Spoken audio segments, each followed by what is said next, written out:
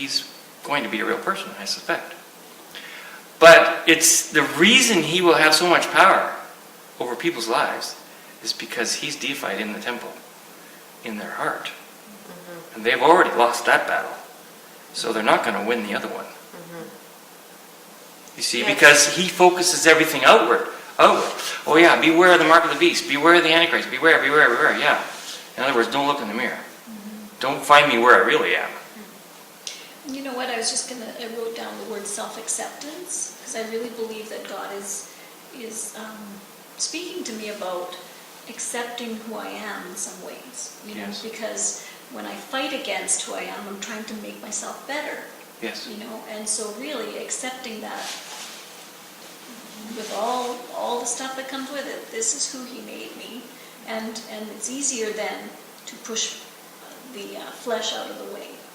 But when I keep on fighting to try and get better or to get whole, or but it's just a sense of self-acceptance where he can come in and at that point. I think a lot of Christians struggle with this. Mm-hmm. Self-acceptance, true self-acceptance. Mm-hmm. It's not acceptance of the self-life. Mm-hmm. It's acceptance of me as a creation of God. Right. And in my depravity, mm-hmm. I am okay. Mm-hmm. In my utter, absolute depravity, I am loved by God. Yeah. I don't have to change anything. I don't have to fix anything. I don't have to do anything. I just have to accept that I am a creation of God. I'm a creature of God's own making, and I'm His child. And I accept myself just without any reservation whatsoever. Yes, I'm a sinner. Maybe I haven't got everything perfect. You know what? It doesn't matter. It has nothing to do with my acceptance before God and before myself. Because to whatever degree I fail and resist accepting myself, I am literally saying to God, I don't like what you made. Mm-hmm. It's not good enough in my judgment. Mm-hmm. It's a judgment on something that's none of my business. Mm-hmm. So does that help in terms of healing? I believe so. Okay. You know, like Paul said, I think self-judgment is the root of a lot of disease. Mm-hmm. Because autoimmune diseases are a manifested form of a spirit of self-rejection. Mm-hmm. Your immune system is taking your body out. Mm-hmm. It's rejecting. I mean, even Alzheimer's disease, they're saying almost all the diseases we know today are autoimmune diseases. Mm-hmm. Parkinson's disease, Alzheimer's, mm-hmm. diabetes. I mean, almost the whole list of diseases that we have no cures for, mm-hmm. they're autoimmune diseases. Mm-hmm. And what does that tell you? At some level, we are not accepting who we are. Mm-hmm. Arthritis? You name it. All the autoimmune diseases. And you know, we're tricked. It's a trick of the enemy, because the enemy has tricked us into thinking, you know, where it says we must hate our own life if we're going to follow him. And Jesus said, if you're going to follow me, you must hate your own life. And so we've turned that into self-hatred. That is not what that means. It means to hate the Antichrist life, the self-life, the autonomous perception that I am me in my own right of existence. It has nothing to do with hating myself as a creation of God. Mm-hmm. But Satan has taken that and used it on Christians to cripple them, mm-hmm. and to make them diseased. Because, accuser. Exactly, it's an accusing spirit that is relentless, and it will never give up, mm-hmm. until you're dead in the grave. It'll accuse you and accuse you and accuse you, and it makes you think it's the Holy Spirit saying, oh yeah, you're not, you're wicked and you're bad and you're blah, blah, blah. You're just no good. That's a lie. Mm-hmm. Mm-hmm. That is the Antichrist spirit. Because it denies God's creation is good. Like Paul said, when the Judaizers were accusing him and judging him, he says, it's a very small thing for me to be judged by you, because I don't even judge myself. Now that's freedom. I don't have anything I can judge myself with. But then he says, there is one who judges. And it's to him I'm accountable. So I just leave the books open. I don't judge myself, because I'm not capable of it anyway. Whatever judgment I'm going to come is just going to be a rational one.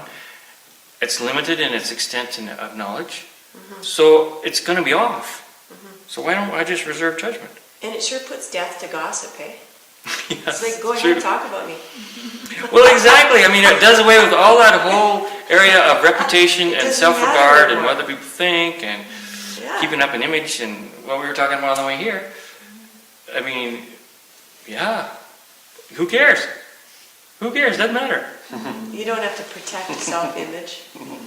Nothing. It's awesome. It is. One of my big heroes in the New Testament is Stephen, and how Yeah. he just faced fear fearlessly, it seemed like. Yeah. And it seemed like Jesus was actually, he's seated at the right hand of God, but he's actually standing up watching Stephen being stoned, It's like, Mm-hmm. I don't, it's just that lack of fear, I guess, that he had, Yeah. Well, and I think that's what John means in 1 John 4. Perfect love casts out fear. When our eyes are opened and we see love for what it is, that it is actually and literally and truly the only power at work in the whole universe.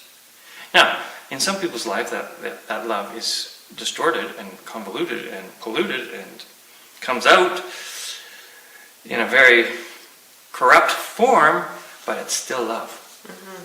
And with a pure in heart, they see God. Mm-hmm. They see the love. And they see the distortion. They can separate between soul and spirit. They see the pure love of God flowing through the distorted spirit, the distorted soul of the man. The man is like colored glass. The light is going through the colored glass and it comes out colored. But for the person who knows, he knows that the light that's stained with the color of the glass is still the same light. Mm-hmm. It's just taken on a taint from what it's passed through. Mm-hmm. So when our eyes are open to see God, what Jesus said, love your enemies, it's just a natural thing. You think, well, of course. Mm-hmm. They don't know what they're doing. Mm-hmm. And that's why he could say, Father, forgive them, for they don't know what they're doing. It wasn't sort of a pious thing, well, God, forgive these people, because, I want to appear spiritual here. No, he could see. They literally didn't know what they were doing. They were blind. And they were taking the infinite love of God and killing the Son of God with it. You know what? We were just talking about this the other night too. One of my favorite musicians, it's writing and whatnot, from years ago was Kevin Prosh. Right. And do you know his music? I don't. Oh, okay. Anyways, he had a big fall publicly. He had an affair and all kinds of sordid things, and he was sort of out of the music world for a while. You never heard of him too much, but then he came back and he did a conference. He was leading worship at a conference in Kelowna, and he did a morning session one day, and it was just a question and answer period. And he said, "Ask me anything you want, personal or otherwise."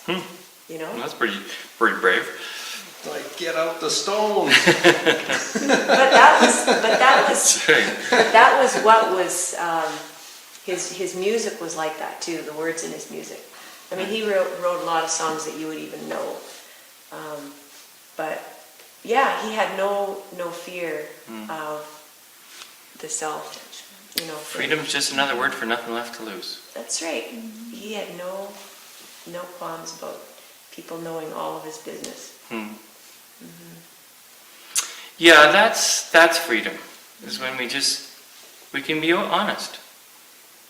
And that's where humility comes out of. True humility comes out of just knowing that in myself, Paul said, Romans 7, I can do nothing. Nothing good. But it also says, true humility also says, I can do everything. Absolutely. It says the same. Yeah. Because you know that in your self-life is not where you have to live. So you're not troubled when somebody slams you. You think, well, that's okay. That's just the given. Mm-hmm. If it's what you see, then there's no good there. Mm-hmm. But if it's Christ, you don't take credit. You say, Why not? Why not? I'm the temple of God. Why wouldn't Let's God walk show on up? Let's walk on water. Yeah, so you can go either way with it. You're not, you see, the world sort of has parameters. Well, you can't say too much boasting or that's arrogant. And it can't be too self-defacing Condemning. because, that's just yucky. False humility. But humility can go anywhere. Yeah. And there's no restriction to it. Yeah. It just walks in freedom. And the world may misinterpret it and